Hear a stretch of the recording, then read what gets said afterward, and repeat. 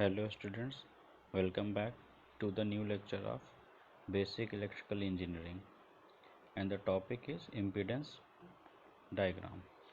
तो आज हम लोग बच्चों इसमें सीखेंगे कि इम्पीडेंस होता क्या है और इसकी ज़रूरत क्या है सिंगल फेज एसी सर्किट में, और इसको हम लोग कैसे समझ सकते हैं कि ये हेल्पफुल है अलग अलग इक्विपमेंट के लिए। मतलब अगर हमारे पास प्योरली रेजिस्टिव एलिमेंट है, प्योरली कैपेसिटिव है, प्योरली इंडक्टिव है, इसके बारे में हम लोगों ने सीख लिया। लेकिन अगर ये इनमें से कोई दो या ये तीनों एक साथ कनेक्ट हो जाएं तो इनके कनेक्शन से वो प्योरली कैपेसिटिव, इंडक्टिव और रेजिस्टिव ना होकर एक इम्पीडेंस का रूप ले लेता है। तो आज हम लोग को यही देखना है कि ये इम्पीडेंस होता क्या है। तो इम्पीडेंस क्या होता है? This is a total opposition offered to the flow of AC current by circuit that contain both resistance and reactance. यानी इम्पीडेंस हम हर उस चीज़ को कहेंगे जिसमें रेजिस्टेंस और उसके साथ साथ रिएक्टेंस दोनों का ही कॉम्बिनेशन अवेलेबल हो। ठीक है। और इसका फॉर्मूला क्या होता है? Z is equals to V upon I, जहाँ पे इम्पीडेंस को हम लोग कैपिटल Z से डिनोट करते हैं। और एक चीज़ हम यहाँ बता दें कि यहाँ कैपिटल Z जो है ये भी पोलर फॉर्म में कन्वर्ट हो सकता है, और वोल्टेज और करंट तो हम पहले ही सीख चुके हैं कि पोलर फॉर्म में कैसे कन्वर्ट करते हैं। मान लेते हैं कि हमारे पास एक RLC सीरीज सर्किट है जैसा कि फिगर में दिखाया गया है। तो रेजिस्टेंस ओम में होगा, इंडक्टर L से डिनोट करते हैं वो हेनरी में होगा, कैपेसिटर F से डिनोट करते हैं वो फैरेड में होगा।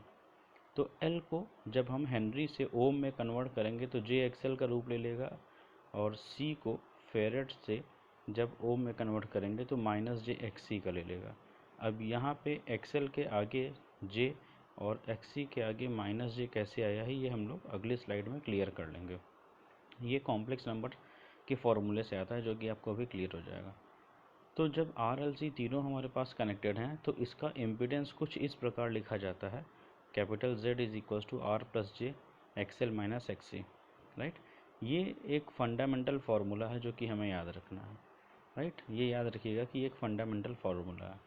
इसी फार्मूले से आगे के सारे इक्वेशंस न्यूमेरिकल हम लोग सॉल्व करेंगे। जहाँ पे R को रेजिस्टेंस कहा जाता है, XL को 2πfL हम लोग पहले ही सीख चुके हैं कि उसको इंडक्टिव रिएक्टेंस कहते हैं, और XC को 1/2πfC कैपेसिटिव रिएक्टेंस कहते हैं। अब ये JXL क्या है और ये कहाँ से आया? ठीक है, JXL comes from if you overlap the phasor diagram over a complex plane. अब ये कैसे हम सीखेंगे? इसको सीखने के लिए हमें पहले ही पता है कि XL बराबर VM/IM होता है लास्ट लेक्चर वाले स्लाइड से। तो हम लोग ने वहाँ पे क्या ड्रॉ किया था कि VM हॉरिजॉन्टल एक्सिस पे बनाया जाएगा और IM डाउनवर्ड वर्टिकल एक्सिस पे। वो इसलिए क्योंकि करंट इंडक्टर में 90 डिग्री लैग करते हुए चलती है वोल्टेज से, तो बनाया ऐसे ही जाएगा। अब जब हम ये रेड और ब्लू लाइन को ओवरलैप कर दें कॉम्प्लेक्स नंबर की एक्सिस पर, तो वो जो ऑरेंज कलर से मैंने बनाया है VM/IM, ये उस प्रकार से दिखने लगेगी। राइट, अच्छा ठीक है, तो उस प्रकार से दिखने लगेगी। यानी XL अब वास्तव में VM/-J टाइम्स IM कहा जाएगा। क्यों? क्योंकि जो डाउनवर्ड एक्सिस है -y वाली, -y एक्सिस है, ये वास्तव में कॉम्प्लेक्स नंबर में -J टाइम्स है। राइट, तो हम इसको लिखेंगे VM/-J IM। अब हम J से ऊपर J से नीचे अगर मल्टीप्लाई कर दें तो हमारे पास इक्वेशन बन जाएगी J VM/J multiplied by -J IM। अच्छा, डिनोमिनेटर में J और J मिलके -J² हो जाएंगे, लेकिन हमको क्या पता है कि J² कॉम्प्लेक्स नंबर ऑपरेटर होता है और इसका मान जो होता है वो -1 होता है। यानी J² की वैल्यू -1 जब पुट करेंगे तो अगली स्लाइड में हमको ये मिल जाएगा कि XL वास्तव में J टाइम्स XL कन्वर्ट हो चुका है, जो कि बॉक्स में ग्रीन कलर से लिख दिया गया। तो जब JXL लिखा जा सकता है, इसी प्रकार से हम ये भी कह सकते हैं कि XC को -JXC कहा जा सकता है। अब ये आप ट्राई करके देखिएगा इसी फेजर डायग्राम के मेथड से। ठीक, if any element is not in circuit then impedance becomes. अब इसमें से कोई एक एलिमेंट न हो उपलब्ध, कौन सा? जैसे पिछली वाली स्लाइड में हमें दिख रहा है कि R, XL और XC तीन उपलब्ध हैं। अब मैं कह रहा हूँ कि इसमें से कोई एक ना उपलब्ध हो तो क्या होगा? मान लेते हैं पहला केस कि XC मिसिंग है या नहीं लगा हुआ है, तो सर्किट केवल R और L से बन जाएगी। जब R और L से बन जाएगी तो देखने में डायग्राम ऐसा लगेगा, आर सीरीज़ में जे एक्सएल। तो रेजिस्टेंस हो गया आर, इंडक्टर हो गया हेनरी में एल, तो एक्सएल क्या बनेगा 2πfl। हम लोग बार बार एल को एक्सएल में इसलिए कन्वर्ट कर रहे हैं क्योंकि जो एक्सएल होता है वो ओम्स में यूनिट देता है। तो दो चीज़ों को जोड़ा तभी जा सकता है जब उनकी यूनिट कॉमन हो। तो आर की यूनिट होती है ओम्स, एल तो सीधे जोड़ नहीं सकते, तो पहले हमें एनालिसिस करने के लिए इसको एक्सएल मानना पड़ेगा, और एक्सएल की यूनिट होती है ओम्स। ठीक, अब एक्सी अगर मिसिंग है तो एक्सी का मान हो गया होगा 0। तो 0 ओम का मतलब हो गया शॉर्ट सर्किट, इसीलिए वहाँ पे दिखाया नहीं गया। तो दिए गए पिछले फॉर्मूले में आर बराबर जेड बराबर R plus j XL minus XC में से जब एक्सी को 0 हम कर देंगे तो फॉर्मूला बन जाएगा जेड बराबर आर प्लस जे एक्सएल। अच्छा, जब आर प्लस जे एक्सएल बन गया तो इसको कॉम्प्लेक्स नंबर से सॉल्व करेंगे तो मॉड ऑफ जेड बराबर under root R square plus XL square आ जाएगा। तो फाई निकालेंगे तो tan inverse XL upon R आ जाएगा।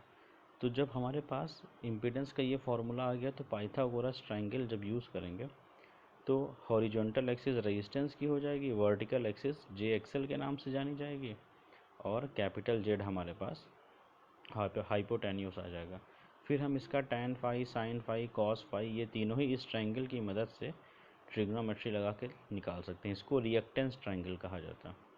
और इसका पावर और आरएल सर्किट में पावर का फॉर्मूला होता है VRMS into IRMS cos phi. ठीक है, अब एक इस पे एग्जांपल कर लेते हैं। एक रजिस्टर है 250 ओम का, वो सीरीज़ में कनेक्टेड है 1.5 हेनरी इंडक्टर के साथ, और वोल्टेज लगाया गया है 100 वोल्ट और फ्रीक्वेंसी है 50 हर्ट्ज AC। तो हमसे पूछा जा रहा है कि करंट कितना सर्किट में फ्लो करेगा वो निकालिए, सर्किट का फेज एंगल निकालिए, और इंडक्टर और रेजिस्टेंस के एक्रॉस कितनी वोल्टेज होगी वो निकालिए, और सर्किट का पावर लॉस, यानी सब कुछ पूछ लिया इसमें हमसे। चलिए, सबसे पहला काम क्या होता है, गिवन लिखना। हमने भी गिवन लिख लिया। R equals to 250 ohm, L equals to 1.5 henry, F बराबर 50 हर्ट्ज, V बराबर 100 volt. Circuit RL series type की है तो हमने डायग्राम भी बना दिया। अब R के अक्रॉस वोल्टेज कंज्यूम होगा जिसका नाम होगा VR, और L के अक्रॉस वोल्टेज कंज्यूम होगा जिसका नाम है VL, और वोल्टेज हमने लगाया है 100 वोल्ट। हमसे पूछ रहा है करंट बताइए, फाई बताइए, वी ड्रॉप बताइए, और पावर बताइए। ठीक, हमको क्या पता है, हमको पता है जेड बराबर आर प्लस जे एक्सएल, इसका लिखा जाएगा चूँकि केवल आर और एल लगा हुआ है। एक्सएल पहले हमें निकालना पड़ेगा। एक्सएल कितना निकलेगा 2πfl, ये फार्मूला लगाएंगे 2 इंटू 3.14 इंटू 50 इंटू 1.5। सॉल्व करेंगे कैलकुलेटर से तो ये आ जाएगा 471.2 ओम। ठीक है, अब z बराबर क्या हो सकता है, आर प्लस जे एक्सएल वाले फॉर्मेट में अगर लिखेंगे तो z बराबर 250 प्लस जे 471.2 ओम। कैलकुलेटर से z का मैग्नीट्यूड निकालेंगे under root R square plus XL square solve करके, वो आएगा z बराबर 533.45 ओम। ठीक है, और फाई एंगल कैसे निकालेंगे, tan inverse XL upon R, imaginary part upon real part, उसी से सॉल्व करते हैं। वहाँ से सॉल्व करेंगे तो फाई आ जाएगा 62.5 डिग्री। तो z को हम पोलर फॉर्म में कैसे लिख सकते हैं, z को लिख सकते हैं 533.45 एंगल ऑफ 62.05 ओम। करंट कितना आ जाएगा, v divide by z, v है 100, z अभी हमने निकाला है 533.45। इसको सॉल्व करेंगे तो 187.5 मिली एम्पियर में आंसर आ जाएगा। ठीक है, मिली एम्पियर में आंसर आ रहा है, इसको चेक कर लीजिएगा। तो वोल्टेज ड्रॉप कितना आएगा, रेजिस्टेंस के अक्रॉस जो वोल्टेज ड्रॉप होगा वो I इंटू आर होगा, वो कितना हो जाएगा 187.5 इंटू 10⁻³ इंटू 250। कैलकुलेटर से सॉल्व करेंगे तो 46.88 वोल्ट आ जाएगा। और वोल्टेज अक्रॉस L कितना कंज्यूम होगा, I इंटू एक्सएल, ये बराबर हो जाएगा 187.5 इंटू 10⁻³ इंटू 471.2। सॉल्व करेंगे 88.35 वोल्ट, यहाँ वोल्ट छूट गया है, यूनिट जरूर लिखेंगे। पावर लॉस हमेशा रेजिस्टेंस के अक्रॉस होता है। एल और सी में पावर लॉस या एवरेज पावर 0 होती है, इसीलिए उसमें हम नहीं निकाल रहे हैं। हम लोग ने पिछले ही लेक्चर में सीखा था ना।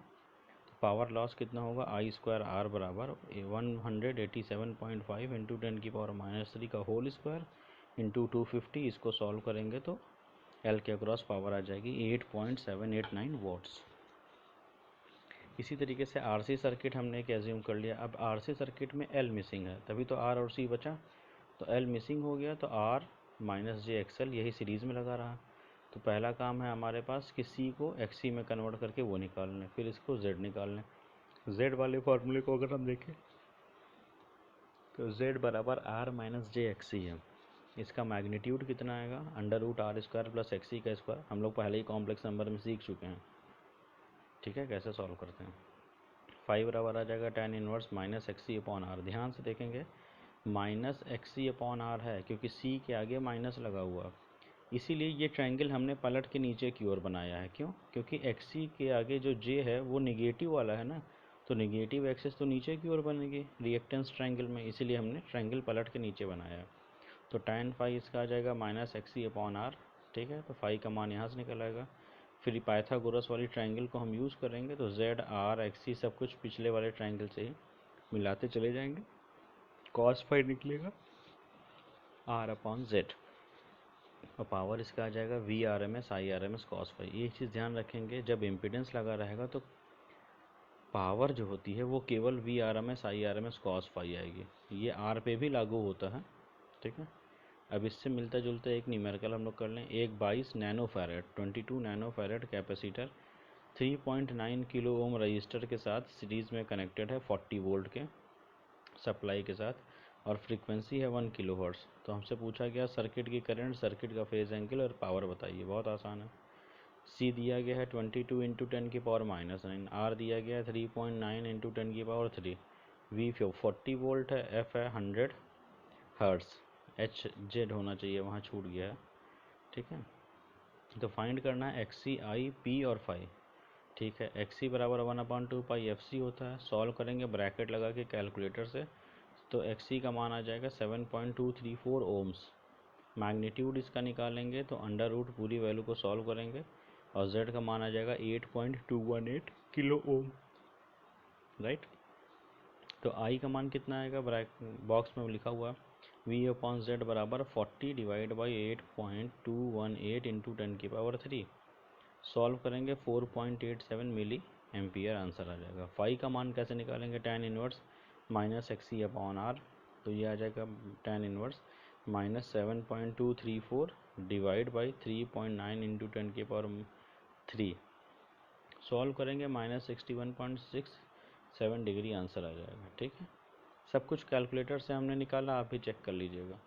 पावर लॉस अगर निकालेंगे तो वो आ जाएगा आई स्क्वायर आर, इसको सॉल्व करेंगे तो आ जाएगा 92.5 मिली वॉट, इसको भी चेक कर लीजिएगा, राइट। अब रेजिस्टेंस, इंडक्टेंस, कैपेसिटेंस अगर सीरीज़ में है तो हम यहाँ से ये एक बार चेक कर लें कि इनके द्वारा पाइथागोरस के कितने ट्रायंगल पॉसिबल बन सकते हैं, ठीक है। तो सर्किट डायग्राम हमारे पास RLC सीरीज़ में जुड़ा हुआ है, तो वोल्टेज ड्रॉप अक्रॉस आर माना जाएगा आई इंटू आर, एल के अक्रॉस आई इंटू एक्सएल, सी के अक्रॉस आई इंटू एक्सी, ठीक है। तो z बराबर हमको पहले से पता है r plus j XL minus XC होता है। फाई बराबर कितना हो जाएगा, tan inverse XL minus XC upon R, imaginary part upon real part. XL कितना हो जाएगा 2 पाई एफ एल, एक्सी कितना होगा 1/2 पाई एफ सी, पावर लॉस कितना होगा आई स्क्वायर आर, आई बराबर वी बाई जेड, ये सब हम लोग को पहले से पता है। ट्रू पावर जो होती है, जो वाट में कैलकुलेट करते हैं, वो V R M S I R M S cos phi होता है। ये फार्मूला इंपॉर्टेंट है, ठीक है। अब हमको जैसे ही पता है कि z बराबर R plus j XL minus XC होता है, मान लेते हैं ये इक्वेशन नंबर ए है हमारे लिए। तो अगर हम LHS और RHS में करंट से मल्टीप्लाई कर दें तो हमको आई जेड बराबर I R plus j I XL minus XC मिलेगा। इसमें से आई का अगर मल्टीप्लाई हम अंदर ब्रैकेट के कर दें तो वी एस बराबर V R plus j XL I minus I XC ऐसा बन जाएगा। अब Vs जो है हमारे पास, इसको कहा जाता है सोर्स वोल्टेज, यानी सोर्स वोल्टेज हमेशा करंट इंटू इम्पीडेंस के बराबर होगा। Vr क्या होता है, वोल्टेज ड्रॉप अक्रॉस रेजिस्टेंस। तो पिछली स्लाइड में I इंटू एक्सएल क्या था, VL था, और I इंटू एक्सी क्या था, VC था। इसको जब सॉल्व करेंगे तो Vs बराबर VR प्लस जे VL माइनस VC, ये इंपॉर्टेंट इक्वेशन है हमारे लिए, ठीक। इक्वेशन नंबर 20 का नाम हो गया, ठीक है। तो मॉड ऑफ वी एस निकालेंगे under root V R square plus V L minus V C का स्क्वायर, ठीक। अच्छा, स्क्वायरिंग बोथ साइड अगर कर देंगे तो V S square equals to V R square plus V L minus V C का square. अगर इसको पाइथागोरस ट्रायंगल में कन्वर्ट कर दें तो हॉरिजॉन्टल एक्सिस हमेशा रेजिस्टेंस के अक्रॉस की होती है, तो वो वी आर हो जाएगी। Vertical axis V L minus V C का स्क्वायर हो जाएगा, यानी अंडर रूट से बाहर आएगा उसके लिए, और वी एस हमारे लिए यहाँ पर हो जाएगा। इसमें से स्क्वायर मत समझिएगा, ठीक है, वो स्क्वायर गलती से हो गया। वैसे magnitude V L minus V C, hypotenuse V S होगा और बेस इसका वी आर हो जाएगा। ये वोल्टेज ट्रायंगल कहा जाता है। इसका मतलब इम्पीडेंस ट्रायंगल से वोल्टेज ट्रायंगल जब भी आपको जाना है तो इम्पीडेंस ट्रायंगल के सारे पैरामीटर में करंट से मल्टीप्लाई कर देंगे तो सीधे वोल्टेज ट्रायंगल बन जाएगा, ठीक है। और नीचे वाला इम्पीडेंस ट्रायंगल बना हुआ है एक्सएल माइनस एक्सी और बेस में आर और हाइपोटेन्यूस में जेड, ठीक है। ये इक्वेशन नंबर बी से हम लोग ने सॉल्व किया। Voltage triangle equation number B से आया है और impedance triangle equation number A से आया है। तो जो नीचे ट्रायंगल बना है जिसमें जेड आर एक्सएल एक्सी है उसको इम्पीडेंस ट्रायंगल कहते हैं, और जो ऊपर बना हुआ उसको वोल्टेज ट्रायंगल कहते हैं, ठीक है। अब हमको यहाँ से ये सारे फॉर्मूले मिल गए, ठीक है। तो अगर हम इस वोल्टेज की इक्वेशन में जो कि नीचे है आई इंटू वी एस बराबर I V R plus I V X दिख रहा है, अगर वोल्टेज ट्रायंगल के सारे कंपोनेंट में हम करंट से मल्टीप्लाई कर दें, जैसा कि हमें सेकंड स्टेप में दिख रहा है, तो मल्टीप्लाई करने के बाद ये करंट भी अंदर मल्टीप्लाई हो जाएगी, ठीक है। तो मल्टीप्लाई करके इसको सॉल्व करेंगे तो नई इक्वेशन जो बनती है इक्वेशन नंबर सी, इसको कहा जाता है पावर इक्वेशन, और इसी से हम बनाते हैं पावर ट्रायंगल, जहाँ पे एस एपरेंट पावर होती है और ये एपरेंट पावर हमेशा एक्टिव एलिमेंट में होती है, जैसे जनरेटर, ट्रांसफार्मर, यानी ऐसे एलिमेंट जो सर्किट में पावर सप्लाई करते हैं। पी का नाम होता है ट्रू पावर या वास्तविक पावर। ये हमेशा उन एलिमेंट में होती है जिसमें पावर कंज्यूम करने की क्षमता होती है, जैसे इसकी यूनिट वॉटेज में होती है। हम कोई भी सामान खरीदते हैं मार्केट से तो शॉपकीपर को वॉट ज़रूर बताते हैं, जैसे बल्ब लिए, CFL लिए, ट्यूबलाइट परचेज़ किए, यानी हम वो सारे सामान खरीदते हैं ट्रू पावर वाले। यानी ट्रू पावर उस पावर को कहते हैं जो पैसिव एलिमेंट में होती है, जो पावर कंज्यूम करने वाले एलिमेंट होते हैं। और तीसरा होता है क्यू, रिएक्टिव पावर या वॉटलेस पावर। रिएक्टिव पावर की यूनिट VAR होती है और ये सारे के सारे रिएक्टिव कंपोनेंट में ही प्रेजेंट रहती है। अब रिएक्टिव कंपोनेंट कौन से होगा, यानी प्योर L टाइप के कंपोनेंट या प्योर C टाइप के कंपोनेंट, ठीक है। तो यहाँ पावर ट्रायंगल जब हम बनाएंगे पिछली इक्वेशन से इक्वेशन नंबर C की मदद से, तो ऐसे बनेगा Q वर्टिकल एक्सिस पे हो जाएगी क्योंकि वो J के साथ कनेक्टेड थी, P हॉरिजॉन्टल पे हो जाएगी क्योंकि रियल पार्ट है, और S हॉरिजॉन्टल हाइपोटेन्यूस हो जाएगा, राइट। अब हम ये कैसे बनाए हैं, ये फेजर डायग्राम या वेक्टर डायग्राम को जब इमेजिनरी और रियल एक्सिस पे प्लॉट करेंगे तो बन जाएगा। ये जो फार्मूले लिखे हैं बॉक्स में बहुत इंपॉर्टेंट है, सेमेस्टर में और सेशनल में इससे बहुत क्वेश्चन पूछे जाते हैं, कई कंपटीशन में भी इससे कई बहुत क्वेश्चन पूछे जाते हैं। एस बराबर VR इंटू IR है, पिछले ही फार्मूले से लिया गया। P बराबर VR into IR cos phi, जहाँ पे VR और IR RMS वैल्यू है, हमें हमेशा ध्यान रखना कि सारा काम RMS में और पोलर फॉर्म में करना। Q बराबर VR into IR into sine phi, ठीक है। साइन फाई वर्टिकल कंपोनेंट है, इसीलिए ट्रायंगल में ऊपर की ओर दिखाया गया है Q के लिए, ठीक है। P के साथ कॉस फाई कंपोनेंट लगा, इसीलिए हमेशा P जो है हॉरिजॉन्टल एक्सिस पे बनाया गया है। तो वेक्टर को हम लोग जब रिजॉल्व करते हैं तो यही सोचते हैं ना कि हॉरिजॉन्टल एक्सिस जो होगी वो कॉस की होगी और वर्टिकल साइन की, ठीक है। अब नया हमारा हेडिंग है पावर फैक्टर। क्या होता है, बहुत इंपॉर्टेंट है, बहुत ज़रूरी भी है इंडस्ट्री के लिए, कॉमर्शियल और डोमेस्टिक अप्लायंसेस के लिए। It is defined as cosine of angle between RMS voltage and RMS current. किसी भी चीज़ का वोल्टेज और करंट के बीच में जो एंगल बनेगा, RMS वोल्टेज और RMS करंट के बीच में जो एंगल बनेगा उसको हम लोग कहते हैं power factor angle. Power factor क्या होता है, cosine of angle between voltage and current, यानी फाई का जब कॉस कंपोनेंट हम ले लेंगे तो कॉस फाई को ही PF या पावर फैक्टर कहा जाता है। इसकी इम्पोर्टेंस क्या है, low power factor is very dangerous for all appliances and supply.